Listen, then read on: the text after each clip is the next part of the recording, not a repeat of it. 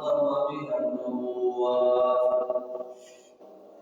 وأظهر بها الحق على كل الضلالات وجعل نبيه صلى الله عليه وسلم بشيرا ونذيرا وهاديا وسراجا منيرا وأشهد أن لا إله إلا الله وحده لا شريك له إله لا تحيط به العقول والأفهام وأشهد أن سيدنا ونبينا ومولانا محمدا عبده ورسوله خاتم الأنبياء الكرام صلى الله تعالى عليه صلاة الفرد العظام وعلى آله وأصحابه الأئمة الأعلام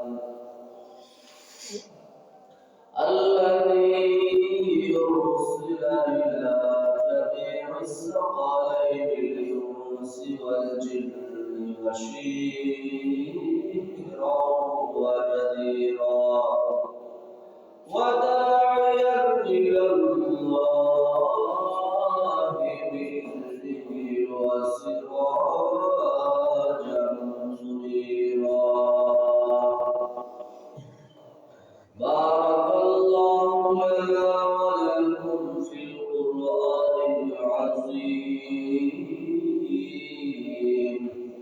ونفعنا وإياكم بالآيات والذكر الحكيم اللهم ربي زدني علما ربي يسر ولا تعسر وتتم علينا بالخير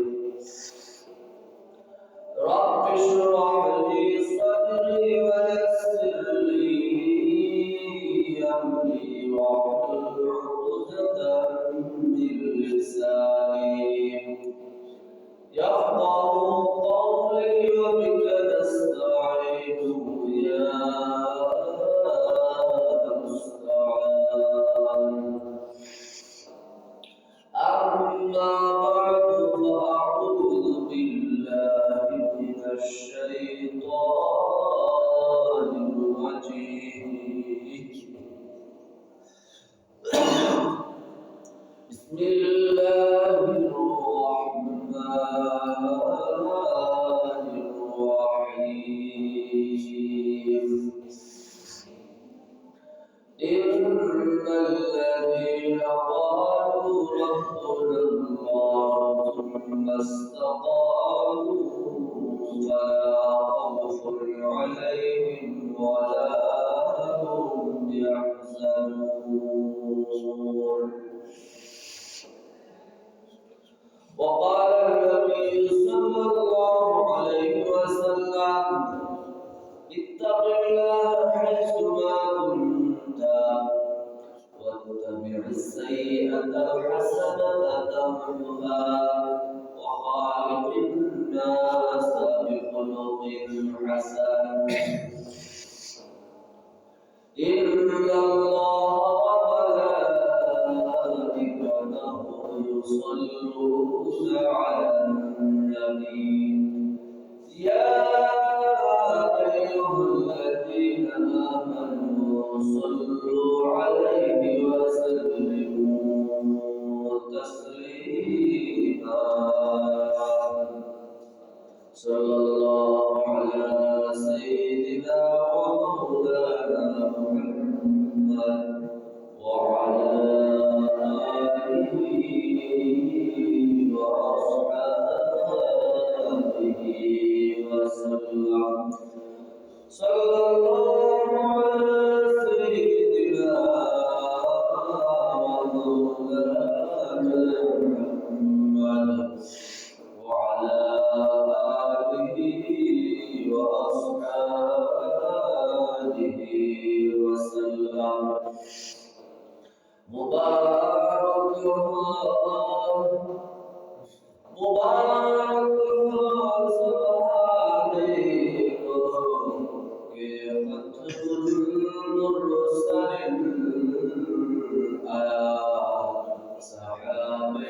بندر رحمة للعالمين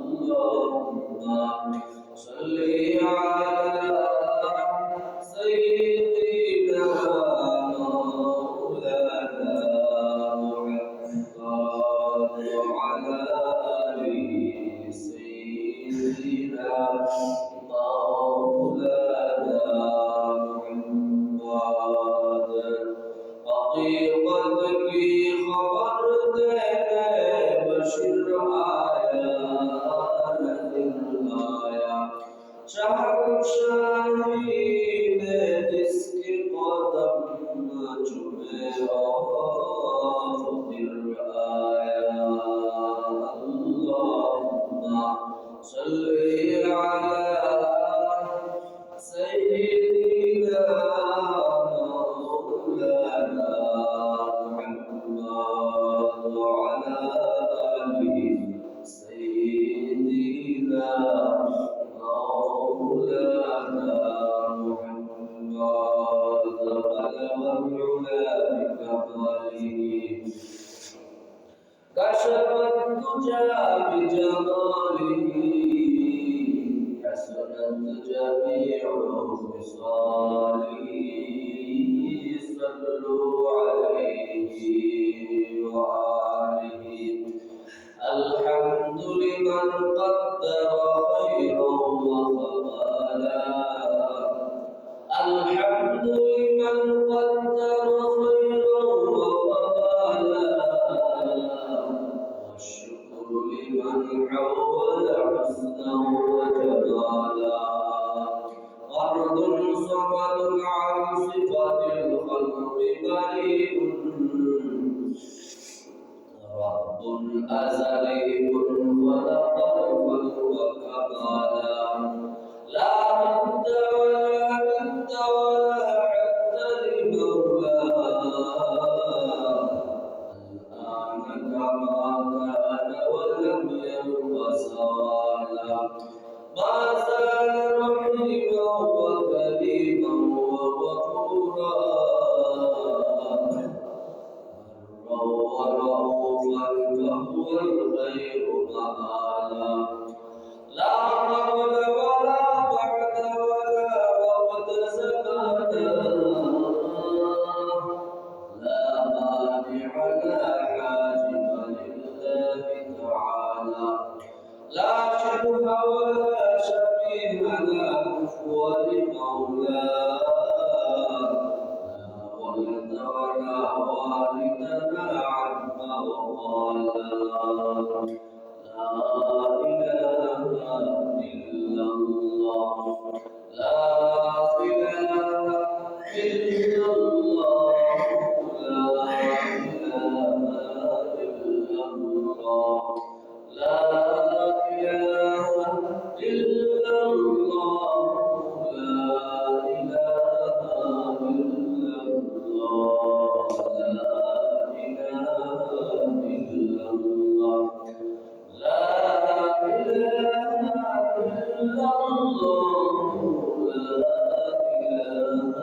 إلا الله لا إله إلا الله الله الله الله أستغفر الله إن الله غفور رحيم أستغفر الله إن الله غفور أستغفر الله الذي لا إله إلا هو الحي القيوم وأتوب إليه ولا حول ولا قوة إلا بالله العلي العظيم سبحان الله وبحمده سبحان الله العظيم سبحان الله وبحمده سبحان الله العظيم لا إله إلا الله محمد رسول الله أشهد أن لا إله إلا الله وحده لا شريك له وأشهد أن محمدا عبده ورسوله الحمد لله رب العالمين الله تعالى نعمت الله تعالى درجة সব নিয়ামত সব দয়া সব আল্লাহ তাআলা এগুলো হলো আল্লাহ তাআলার প্রশংসা আল্লাহ রাব্বুল আলামিন আমাদেরকে আল্লাহর দরবারে মুবারক দিন আশা বসার তৌফিক দান করেছেন যে হালতে হাসিন সবাই সবার নিজ হালত থেকে আমরা দরবার শুকর আদায় করে হালতে দুনিয়া হলো আল্লাহর একটা হক স্বাভাবিক সুযোগ যে আল্লাহ তাআলা আমাদেরকে দিয়েছেন চাইতে বড় নিয়ামত হতে পারে না এজন্য শরীরে কালিমাত শুকরটা আদায় করে সবাই বলে আলহামদুলিল্লাহ আলহামদুলিল্লাহ সূরাতুল আহকাফের একটা আয়াত তেলাওয়াত করেছিলাম আল্লাহ তাআলা আয়াতের মধ্যে বলেন নিশ্চয় যারা বলে রব আমাদের আমি রবকে স্বীকার করলাম অর্থাৎ আল্লাহর উপর ঈমান আনছে ঈমান আনার পরে যদি সে ইস্তেকামত থাকে তাহলে তার উপরে কোনো ভয় নাই অর্থাৎ ঈমান সর্বাবস্থা সবখানে তার ঈমান ইসলামের বেশভূষা এবং যা কিছু আছে সর্বাবস্থা সব স্থানে একই অবস্থায় থাকবে ভিন্ন রূপে থাকবে না এই ব্যক্তিরে আল্লাহ তাআলা বলেছেন লা খাউফুন আলাইহিম তার উপরে কোনো ডর ভয়ের কোনো কারণ নাই সে ক্ষেত্রে কাউকে ডরাইতে পারে না এবং তার কোনো পেরেশানির কোনো কারণ নেই এজন্য আমরা মুসলমান ঠিক কিন্তু পুরাপুরি মুসলমান নয় ঈমান ইসলামের উপরে পুরাপুরি থাকতে পারি না দেখা যায় এক এক রকম এক এক হালতে আমরা থাকি কিন্তু যদি সর্বাবস্থা যত দরবার আসো যত বিপদ আপদ আসো যত সুখে দুঃখে দিন যাও যদি আমাদের অবস্থা একই অবস্থায় থাকে তাহলে দুনিয়া আখিরাত আমাদের কামিয়াব আল্লাহ তাআলা সূরা বাকারা শুরুতে কয়েকটা আয়াত করে আয়াতের মধ্যে আল্লাহ তাআলা বলেন উলাইকা আলা হুদাম মির রাব্বিহিম ওয়া উলাইকা হুমুল মুফলিহুন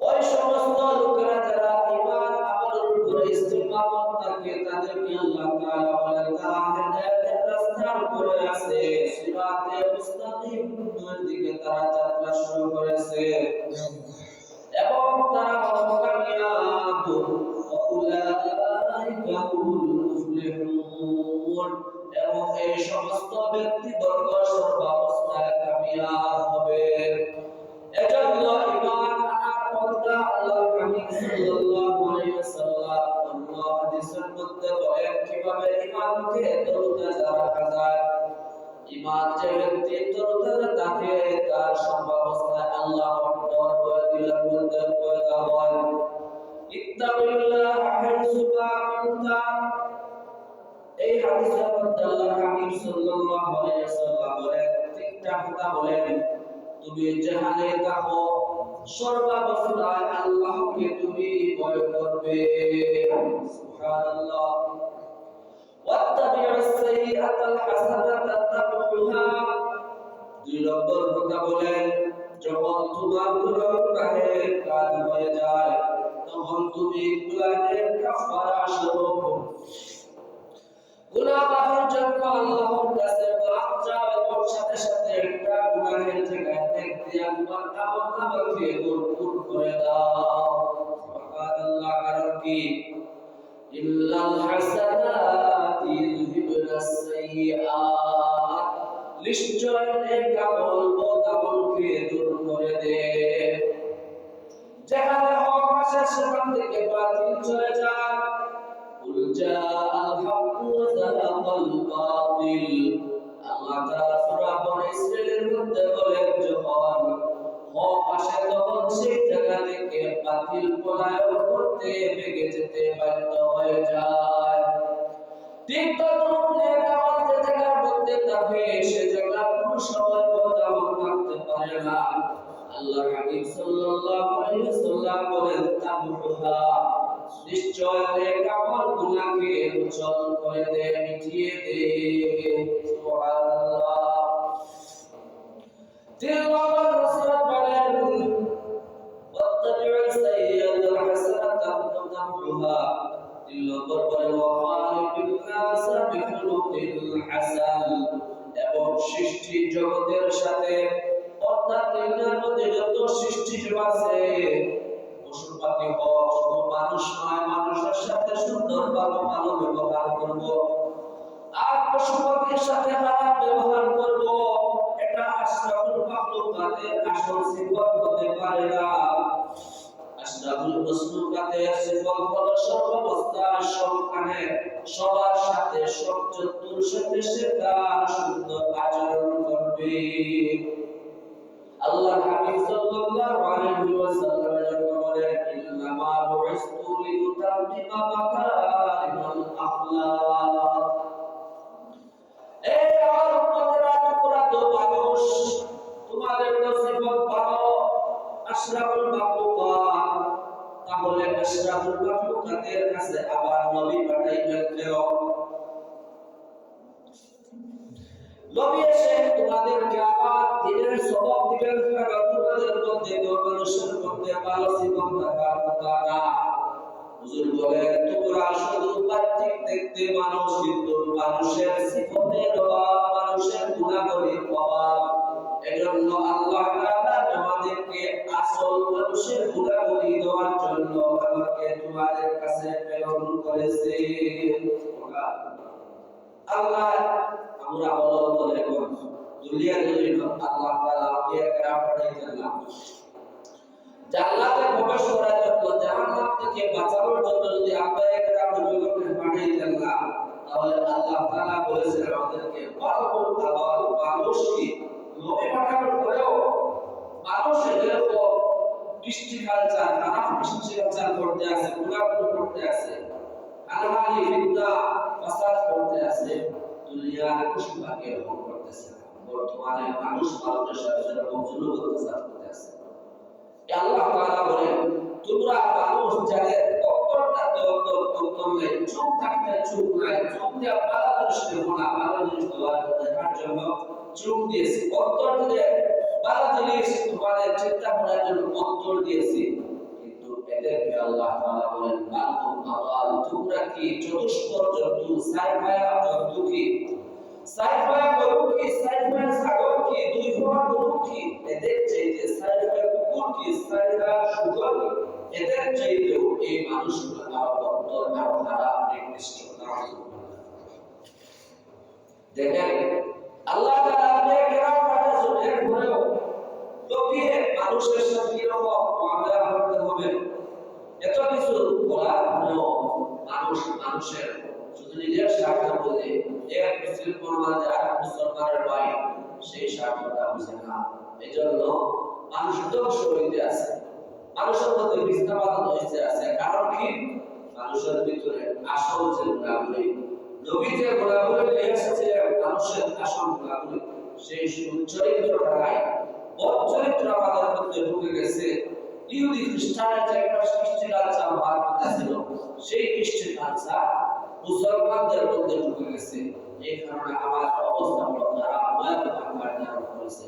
এজন্য আল্লাহ তাআলা বলেন, ইল্লাল্লাযীনা ক্বালু রাব্বুনাল্লাহ সুম্মা ইসতাকামু ফালা খাউফুন আলাইহিম ওয়া লা يحزنون নিশ্চয় যারা আল্লাহকে রব্বুল বিশ্বাস করবে আল্লাহকে মানবে এবং সেই রব্বুতের উপরে সে অবিচল থাকবে অর্থাৎ আল্লাহকে বিশ্বাস করে সে বুঝবে যে যেরকম অভিশাপ ও গায়বের আল্লাহকে লা দেখা আল্লাহকে আমি বিশ্বাস করছি সে বিশ্বাস করতে হবে আমি যেখানে যাই যতই জুলুম করি অপরাধ করি অথবা লেখাপড়া করি সর্বাবস্থায় আল্লাহ তাআলা আমাকে দেখতে আছে এতে আমার উপরে যদি যত বড় জুলুমের স্টিম রাত চালাবো তত বড় জুলুম করা হোক ইমান থেকে বিচ্যুতির জন্য কিন্তু যদি তার ইমান প্রকৃত ইমান তাতে কোনো সমস্যা ইমান থেকে বিচ্যুত হতে পারে না মোহাম্মদ যে দরবারে যে নিদর্শন সিরহন্তি রবি দর্শন কবি বলেন যদি কোনো ব্যক্তি পুরাপুরি বান্দার হয় আর তাকে যদি তার মাথার উপরে তলোয়ার রেখে বলে যদি কোনো বিদর্ভী বলে তুই ইমান থেকে চলে যা কিন্তু সার ইমান যে অবস্থায় আছে যত তলোয়ার নিয়ে তার উপরে হাত ধরে রাখো তলোয়ার ধরে রাখো সেই ইমান থেকে বিচ্যুত হয় না এই প্রকৃত ইমানটা যেরকম তলোয়ার মাথার উপরে রাখার কারণে ইমান থেকে বিচ্যুত হয় না তার কথা বলে কবি যদি তার সাথে যদি টাকার বস্তা দেওয়া হয় সোনার বস্তা দিয়ে যদি তার সাথে রাখা হয় আর বলা হয় যে তোমাকে সোনার বস্তা দিয়ে দিলাম সোনার বস্তা এই তোমার টুকরার দাম কোটি টাকার উপরে আরেক বস্তা পাইলে তো আরো কোটি কোটি বিলিয়ন বিলিয়ন টাকা মালিক হয়ে যায় কিন্তু তার সাথে যারা তলোয়ার রাখলে ইমান থেকে বিচ্যুত হয় না টাকার পাহাড় দিলেও সেই ব্যক্তি প্রকৃত ইমান মুসলমান অন্তর ইমান থেকে সে বিচ্যুত হয় না সুবহানাল্লাহ এজন্য আমাদের ইমান অবস্থা রাখতে হবে সেই কাফির মুনাফিকদের মতো রাখলে আমাদের অবস্থা ভয়াবহ হবে আল্লাহ তাআলা বলেন ওয়াইদা লাকুল্লাযিনা ক্বালু আমান্না ওয়াইদা খালু ইলা শায়াতিনহিম ক্বালু ইন্না মা'াকুম ইন্নামা নাহনু মুস্তাহজিউন লোকের জবানে কাফিররা মুসলমানদের সাথে মিশত আর বলতো আমরা তোমাদের মতো মুসলমান Allah বহুরূপী মুনাফিক মাক্কা মুসলমান বলতো আমরা মুসলমান তোমাদের মতো ইমানের সিনে কামল করেছি আল্লাহ তাআলা বলেন আবার যখন তাদের শয়তান লিডারদের সাথে সাক্ষাৎ করতো তখন কে বলতো হে লিডাররা আমরা তো তোমাদের সাথে আছি ইল্লামা নাহনু মুস্তাহজিউন আমরা শুধু একটু মাত্র মুসলমানদের সাথে একটা উপবাস করার জন্য এদের সামনে মুসলমানের রোগ করেছিলাম কিন্তু আসলে আমরা বেঈমান তোমাদের সাথী নাউযুবিল্লাহ এজন্য মুসলমান কোন সময় বহুরূপী হইতে পারে না মুসলমান সর্বাবস্থায় সব সময় একরূপী হবে একরূপী দুই রূপ হবে ধ্বংস সেই কাফিরদের মতো সেই মুনাফিকদের মতো ধ্বংস বর্তমান সেই নবীর জমানার লোকদের মতো আমাদের সমাজেও লাভের মুসলমান কিন্তু খাসের মুনাফিকের স্বভাব চরিত্র তাদের মধ্যে পড়ে আছে এই জন্য বহুরূপী থেকে বেঁচে এসে আমাদেরকে এক রূপের মধ্যে আসতে হবে আল্লাহ তাআলা বলেন সুবহানাল্লাহ ওয়া মান আহসানু মিনাল্লাহি সিদরা ওয়া নাহনু লাহু আবিদুন সুবহানাল্লাহ আল্লাহ তাআলা বলেন আল্লাহর মধ্যে চাইতে আর কোন সুন্দর হইতে পারে তোমরা আল্লাহর দ্বীনের রক্ত মুসলমানের রক্ত তোমরা যেরকম মুসলমান আল্লাহ তাআলা তোমাদেরকে বাহ্যিক বেশভূষায় বলছেন মুসলমান হতে মাথার মধ্যে টুপি মুখের মধ্যে দাড়ি হতে হবে গায়ের মধ্যে পাঞ্জাবি সুন্দর লেবাস হবে এরকম পোশাক পরিধান করে তোমরা শুধু এক জায়গায় নয় সর্বাবস্থায় সব জায়গার মধ্যে তোমরা চলাফেরা করো তাহলে তোমরা আল্লাহর দ্বীনের ধর্মের পুরোপুরি ধরতে পারলে এবং যারা এই অবস্থা থেকে বলে যে নাহনু লাহু আবিদুন বলে যে আমরা খ্রিস্ট মুসলমান আল্লাহর পাটি বান্দা সুবহানাল্লাহ আমরা আল্লাহর খাঁটি বান্দা, আল্লাহর পরিমাণ আছি সর্বাবস্থায় যে মধ্যে যে হালতে থাকো। আমাদের সমাজে একটা ঘটনা আছে কিনা যে ইসলামিক বিশ্বাস করছে না যে সমাজ হতে নিষ্ঠারা, কিন্তু যে সমাজের মধ্যে ইসলামিক কালচারের বাইরের কালচার, বিরোধী কালচার চলে, সেই কালচার আমাদের মুসলমানের কালচারের মধ্যে চলতে পারে না। আমরা কি বলি, সমাজে একটা বলেছে যে সমাজের মধ্যে তাল মিলিয়ে চলতে হয়। কোন সমাজের মধ্যে তাল মিলিয়ে চলবে? যে সমাজের মধ্যে ইসলামের রীতিনীতি আছে সেই সমাজ আসল সমাজ। এখন যে সমাজের মধ্যে আছে গান বাজনা আছে, যে তামসা আছে, খেলাধুলা আছে, সদর বাহির করিয়া ফরজ তরক করিয়া গুনাহের কাজ, গুনাহের পরিবেশ, এইটা কি সমাজ হইতে পারে? আমরা এই সমস্ত সমাজের আমরা মনে করছি এই সমাজ, সম্মানিত সমাজ এটা মনে করছি। ফুটবল খেলোয়াড় ফুটবল খেলোয়াড় খেলা, আটু বাহির করে সদর বাহির করে তারও কবিরা গুনাহ, যে দেখতে আছে তারও কবিরা গুনাহ, সমান বানানো তাকে সাপোর্ট দিতে আছে। অথচ আল্লাহর ভিতর ঘর করছে মুসলমানের সন্তানের, মুসলমানের তো তার গার্ভে হুড়োটা কিন্তু বিরোধী এই কৃষ্টি কালচার, চুল বলেন, কাপড় সুন্দর বলেন, এই কি আর্জেন্টিনার কৃষ্টি কালচার, সেই ব্রাজিলের কৃষ্টি কালচার, ইউরোপের কৃষ্টি কালচার ধরিয়া সে কিসের মুসলমান হতে পারে? এদের কি আসলে খাঁটি মুসলমান বলে না? আল্লাহ তাআলা বলেন এদেরকে বহুরূপী মুসলমান, আমি মুসলমান, কিন্তু কাজে সেই যে খাঁটি যে মুনাফিক যারা আছে এদের মধ্যে তারা মনে যদি বাড়তি মুসলমান। এজন্য মুসলমান সর্বাবস্থায় সব ভারতে আমাদের কৃষ্টি কালচার মুসলমানের মধ্যে রাখতে হবে।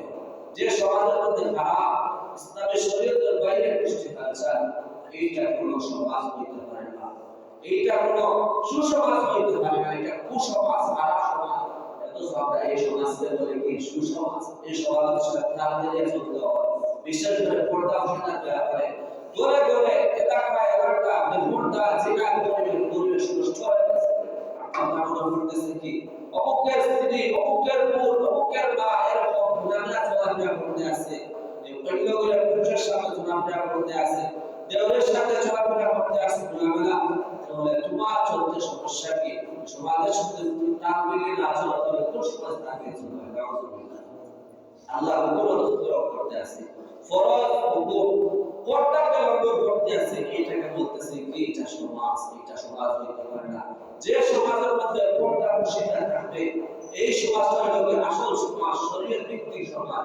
এজন্য এই গুলিটা আমাদের আমাদের সঠিক গুলি হলো কি আমাদের ইসলাম ধর্মের মধ্যে আসল সন্তান রেখেছেন। আগের জমানায় কাফিররা একসঙ্গে যুদ্ধ করে বলছিল ইয়াকুলুনা লা রাজআনা ইলা মাদিনাতি লা ইখরিজান্নাল আ'যু মিনহাল আযাল। কাফিররা বলছিল যে যুদ্ধের ময়দানে মুসলমানদের সাথে যুদ্ধ করতে আছে, এবার কি আমরা আমাদের শহর থেকে মদিনা থেকে আমাদের সমাজের শ্রেণীর সমস্ত শ্রেণীর লোকেরা যারা খারাপ শ্রেণীর লোকেরা ছোট লোকেদেরকে মদিনা থেকে বাহির করে দিবে, এই কথার কারণে মুসলমানরা অনেক বিষণ্ণ হয়ে গেছে। আল্লাহ রাব্বুল আলামিন আল্লাহর হাবিবকে দিয়ে মুসলমানদেরকে সান্ত্বনা দিলেন যে তোমরা তোমাদেরকে বলতে আছে তোমরা ছোট লোক তারা যারা ইসলাম ধর্মের মধ্যে নয়, তোমরা বলে মুসলমান, তোমরা বলে আল্লাহর সম্মানিত ধর্মের মধ্যে, ইল্লা কুরাবাতুম ইনদাল্লাহি ওয়াত-তাকুন, যে আল্লাহর দিনের উপরে ঈমান এনে সে তাকওয়া অবলম্বন করে, সে তাকওয়া সমাজের মধ্যে যত নির্দেশনা লোক গরিব লোক সেই ব্যক্তি হলো আল্লাহ রাব্বুল আলামিনের কাছে সবচেয়ে সম্মানিত ব্যক্তি। শুধু আল্লাহর কাছে নয়, দুনিয়ার মধ্যে সম্মানিত, আখিরাতের মধ্যে সম্মানিত। আল্লাহর হাবিব সাল্লাল্লাহু আলাইহি ওয়াসাল্লামের পাঁচ সাহাবায়ে কেরামের মধ্যে বসা ছিলেন। এই মজলিসের পাশ দিয়ে এক ব্যক্তি চলে গিয়েছিলেন। সাহাবায়ে কেরামকে তিনি বলছিলেন এই ব্যক্তি সম্পর্কে তোমাদের কি ধারণা? এই সব ব্যক্তি সমাজের মধ্যে কি রকম ব্যক্তি?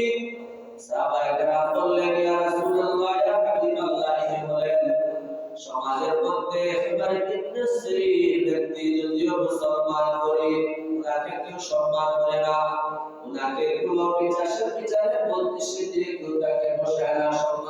সন্তানরা বিচারক হইতে পারে না, অন্যায়ভাবে বিচার করে না। যদি বিচারক শুনে বসে ন্যায়ভাবে বিচার করে, এজন্য ব্যক্তিকে কেউ দাম দেয় না, ব্যক্তি সম্মানিত ব্যক্তি নয়। আল্লাহর হাবিব সাল্লাল্লাহু আলাইহি ওয়াসাল্লাম এভাবে একজন সাহাবীকে প্রশ্ন করলেন এই ব্যক্তি সম্পর্কে।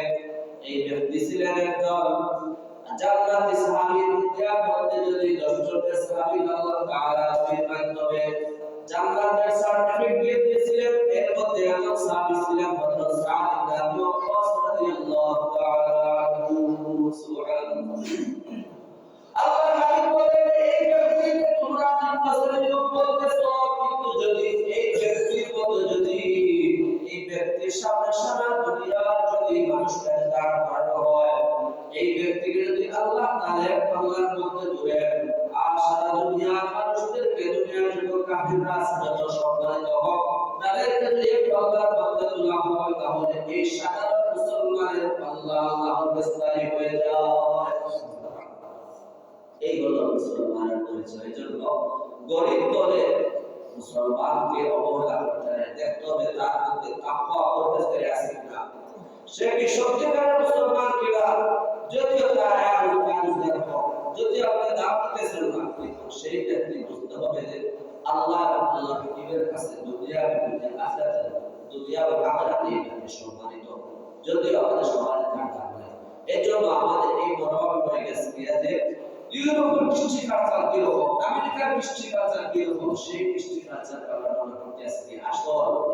কিন্তু না, ঠিক আছে, তারা যেরকম চলতে আছে, চলাফেরা মুসলমানের চলাফেরা আছে, তারা সবভাবে চলতে আছে। কিন্তু মুসলমান এত অবস্থা খারাপ হয়েছে, তাদের যে অবস্থাটা ছিল সেটা মুসলমান মধ্যে এসে গেছে। এই জন্য দেখা যায় ইউরোপের তাদের উন্নতি হইতে আছে, দুনিয়ার উন্নতি হইতে আছে, তাদের মধ্যে কোনো দুর্নীতি নেই, তাদের মধ্যে কোনো দুর্নীতি নেই, খারাপ স্বভাব নেই। আমাদের মধ্যে খারাপ স্বভাব, দুর্নীতি ঢুকে গেছে। আল্লাহর দরবার থেকে যে আমরা দুর্নীতি থেকে বেঁচে থাকার কথা, সেই দরবার আমাদের থেকে গেছে না। মুসলমান কিন্তু আমরা বিদ্যুতের মতো আমাদের কৃষ্টি কালচার হয়ে গেছে। এজন্য আমাদের ধ্বংস হয়ে যাচ্ছে। আমরা মনে করতেছি ইউরোপের দেশে তাদের রাষ্ট্র চলতে আছে উন্নতভাবে, তাহলে তাদের কোনো সংবিধান যেরকম আছে, তাদের নিজস্ব বাংলাদেশ সংবিধান আছে, এরকম আমাদের সংবিধানটা বানাই আল্লাহ কোরআনকে বাইরে রাখে, তাহলে আমাদের দেশের মধ্যে উন্নতি হবে না। যতই তাদের উন্নতি হোক, মুসলমানের যত অবনতি হোক, মুসলমান যদি আল্লাহর কোরআনকে সংবিধান কারিয়া আল্লাহর কোরআন মতো দুনিয়াকে চালায়, তাহলে দুনিয়াতে মুসলমান যদিও শক্তি না হবে, আল্লাহ তাআলা তাদেরকে যেভাবে হোক দুনিয়ার মধ্যে সম্মানিত করবে, শক্তিশালী বানাবে। কাফিরদের সামনে আল্লাহ তাআলা মুসলমানকে পুরুষভাবে প্রদানত করবেন। এজন্য আমরা আল্লাহর দ্বিতীয় সর্বাবস্থায় ধরবো, সর্বাবস্থায় আল্লাহর ডাকবো, সর্বাবস্থায় আল্লাহর দরবার করতে হবে। ইসলামের দ্বিতীয় খলিফা ওমর ইবনে খাত্তাব রাদিয়াল্লাহু তাআলা একটা স্বভাব ছিল, প্রায় সময় মানুষের ঈমান পরীক্ষার জন্য মানুষকে পরীক্ষার মধ্যে ফেলতেন। আবার হযরত ওমর রাদিয়াল্লাহু তাআলা প্রতিবন্ধ যাইতে আসেন সফরে, প্রতিবন্ধে পরিপূর্ণ হয়ে গেলেন, আবার বকরি চলাইতে আছে, বকরির পাল আছে, দুধে ভর্তি করা উটের মধ্যে। ওমর রাদিয়াল্লাহু তাআলা ওই ব্যক্তিকে পরীক্ষা করার জন্য বলছিলেন, ভাই একটু কি আমাকে তোমার বকরির পাল থেকে একটু দুধ দোহন করা যাবে? সে ব্যক্তি বলল, যদি তুমি উপাস মুসাফির ব্যক্তি, তোমাকে তো দুধ পান করে আমার জন্য খুবই ভালো ছিল, কিন্তু মূলত কথা হলো এই বকরিগুলার আসল মালিক আর আপনি নয়। বকরির মালিক আমাকে অনুমতি দেয় বাহিরা কাউকে দুধ পান করাবো, এজন্য আমার দ্বারা সম্ভব নয় তোমাকে আবার বকরির পালের দুধ দহন করে দুধ পান করাবো। ওমর রাদিয়াল্লাহু তাআলা তাকে কিছু লোক দিয়ে দেখলেন, পরীক্ষা করে দেখলেন এই ব্যক্তিটা ঈমান কি পর্যায়ে পৌঁছেছে, আর আমাদের কি পর্যায়ে পৌঁছেছে।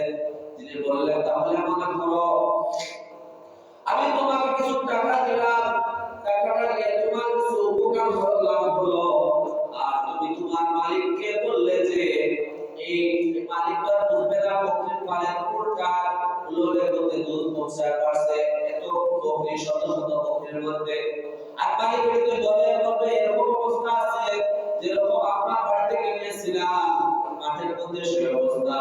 এজন্য এটা যদি কোনো আপত্তি হয় নাই ওমর রাদিয়াল্লাহু তাআলা এই যুক্তির কথা শুনে এই ব্যক্তি বলল ইয়া হাদা মাইনাল্লাহ, হে আল্লাহর বান্দা, হে বান্দা বলে আল্লাহ কোথায়? আল্লাহ কি দেখবেন না? যদিও মালিককে দেখতেছে না।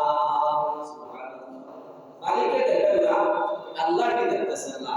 ওমর ইবনে খাত্তাব রাদিয়াল্লাহু তাআলা ওই ব্যক্তির জবাবে বলছিলেন, হে আবু বকর কাল, তোমার মতো ব্যক্তি যদি দুনিয়ার মধ্যে এরকম একজন ব্যক্তি দেখে দুনিয়ার শাসন ক্ষমতা পালন করত, তাহলে দুনিয়ার মধ্যে কোনদিন কোনো সময় উন্নতি আসার কথা নয়। রাষ্ট্র উন্নত হইলেও হয়তো দেশের মানুষের স্বভাব ভালো হয়ে গেল হবে। আজকে আমাদের মুসলমানের অবস্থা বড় খারাপ, আমাদের স্বভাব চরিত্র দূর হয়ে গেছে একমাত্র আল্লাহ তাআলার দরবার দিলের মধ্য থেকে না থাকার কারণে। এজন্য সর্বাবস্থায় আল্লাহর দরবারে আইত্তাকুল্লাহ হাইসু মা কুনতা, তুমি যে অবস্থায় যেখানে থাকো সর্বাবস্থায় তুমি আল্লাহর দরবারের মধ্যে থাকো। এই দরবারের অভাবের কারণে মানুষকে সামান্য নিজের স্বার্থের কারণে, রাজনীতির কারণে তারিখ নেতাকে খুন করাইতে আছে, নির্মমভাবে খুন করাইতে আছে। এই জন্য কারণ কি এর ভিতরে ডাক্তার বলে যে এই খুনের বদলা আমাকে দিন দিতে হবে, আমার কাছ থেকে নেওয়া হবে। যদিও দুনিয়া কোর্ট থেকে এক আপিল থেকে আরেক আপিল, আরেক উকিল থেকে আরেক উকিল পর্যন্ত গড়াইতে বহুদিন চলে যায়। হত্যা হয় না, মৃত্যুদণ্ড হয় না, এভাবে আমাদের সময়কে ভোর করে চলে যায়, কিন্তু আমাদের কোনো বিচার হয় না। কিন্তু যে মুসলমানের ভিতরে যদি এই দরকার থাকে, যদিও দুনিয়ার মধ্যে যেভাবে হোক আমি সার পেয়ে যাচ্ছি, বেগে হোক অথবা কৃষ্ণায় হোক, আমি করে বাঁচে যাচ্ছি, কিন্তু কাল কিয়ামতের দিন তো সেই গুণের বদলা আমাকে দিতে হবে, আল্লাহ তাআলা আমার কাছ থেকে নেবেন। এজন্য প্রকৃত মুসলমান যে তার ভিতরে কোনো সময় দুর্নীতি হোক, জুলুম দুঃশাসন হোক, আল্লাহর দরবারে থাকলে কোনো সময় এইরকম জুলুম অত্যাচার করতে পারে না, খারাপ কাম করতে পারে না। নামাজ আল্লাহর হুকুম সে পর্দা করতে পারে না।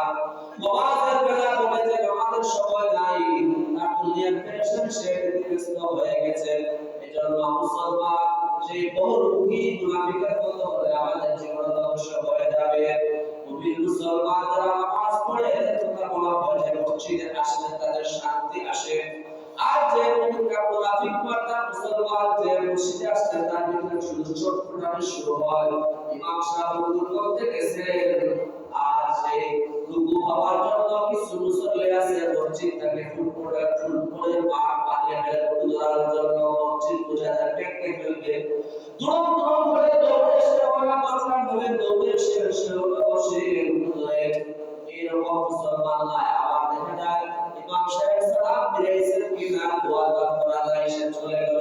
এদেরকে বলা হয় বহুরূপী মুসলমান, মানে মুনাফিক। আসল মুনাফিক আল মুমিনু ফিল মসজিদি কাসসাবাকি ফিল মা'i।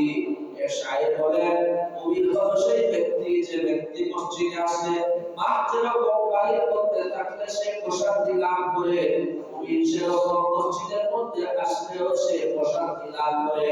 আল্লাহর রহমতার পরিবেষ্টিত হয়, সাকিনা বর্ষিত হয়, মসজিদের মধ্যে দীর্ঘ সময় থাকতে ভালো লাগে। আল মুনাফিকু ফিল মসজিদি কাত্তাইর ফিল কাফাসি। আর মুনাফিক মার্কা মুসলমান ওই ব্যক্তি যে মসজিদে আসে সেই পাখির মতো, যে পাখিকে কাঁচার মধ্যে রাখলে সেই পাখি শুধু বাইরে হওয়ার জন্য, বাইরে যাওয়ার জন্য শুধু সর্বাঞ্চলে করতে থাকে, সেই পিঞ্জিরার মতো মসজিদটাকে মুনাফিক মার্কা মুসলমান বলা বলে থাকি। পিঞ্জিরার মধ্যে ঢুকে গেছে আর কি বাইরে রোগীরা কোন সময় বাইরে হবো। এজন্য প্রকৃত মুসলমান আল্লাহর দরবারে যদি থাকে, আল্লাহর হুকুম সুন্দর মতো ধীরে স্থির ভাবে রুকু চলে যা এক রাকাত চলে যা দুই রাকাত চলে যা সে সুন্দর ভাবে সে নামাজ পড়বে। আল্লাহ রাব্বুল আলামিন আমাদেরকে সকল অবস্থা ঈমানের রং ধরে আল্লাহর দরবারে সকল অবস্থা ইবাদত করতে তৌফিক দান করুন। আর একটা জরুরি বিষয় বলতে হয়, বহু এলাকায় আমাদের সাথী ইমাম সাহেবদের থেকে শুনতেছি যে কিছু প্রতারক চক্র আছে ইমাম সাহেবের নাম করে এলাকার মুসল্লিদের কাছ থেকে ভোট দিয়ে বলতেছে আমি আপনার মসজিদের মুসলমান। যেমন করে বলেন আপনাকে বলতেছে আসসালামু আলাইকুম রাহমাতুল্লাহ, আপনি সালামের উত্তর ওয়া আলাইকুম আসসালাম। আর যে বিদর নিশ্চয় সালামের উত্তর দিবেন না, সেটা বলবে সে বলে বলে না এই ব্যক্তি তো মুসলমান। আমরা যত মহল্লা যত মুসলমান আছে তার একটা মসজিদ আছে, মসজিদ আছে।